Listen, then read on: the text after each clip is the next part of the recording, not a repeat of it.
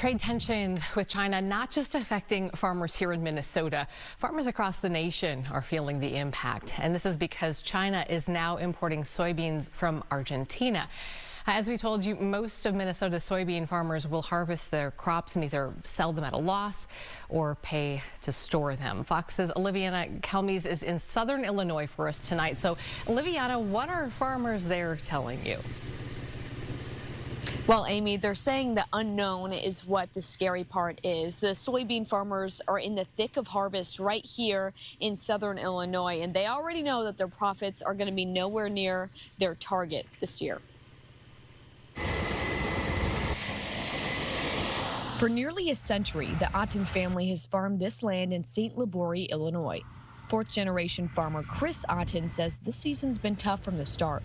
Right now, we can't harvest a crop that puts us in the black at all. Everything we're doing is going to put us in the red.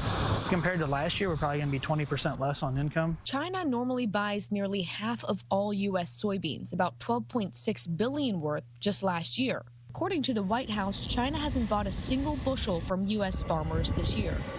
Most farmers in Central Illinois and even Northern Illinois are all exported. And they were buying 50 to 60, 70% of our soybeans. That's a big chunk to have to try to find. Now, the value of his soybeans is down. This is what they look like. While the price of materials he imports to get the job done has gone up. When the trade war works both ways, it's not just buying soybeans, it's also our cost of fertilizer, our cost of chemicals and seed. He says he's trying to make up some of the difference by leaning more on his alfalfa and wheat crops, but there's a price to pay for pivoting. It actually costs us more to make those decisions. Some farmers in southern Illinois are even trying new crops, searching for something that pays.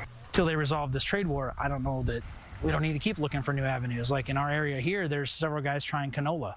For now, Otten's storing more beans than ever, waiting to see if prices will turn around. We're already taking a loss. We don't want to make the loss any bigger if we have the option not to. Earlier this week, the White House did confirm its thought about taking tariff revenue to fund an aid package for farmers, but we don't have details or a timeline on that help. Amy?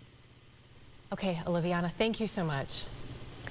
A judge in North Dakota upholds the state's ban on gender-affirming care for children. So this means families must travel out of state for these medical treatments.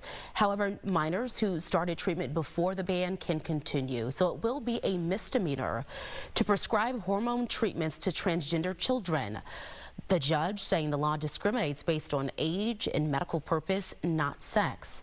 Supporters of the law, though, say that it protects children, and opponents say the law harms transgender children by denying them medical care.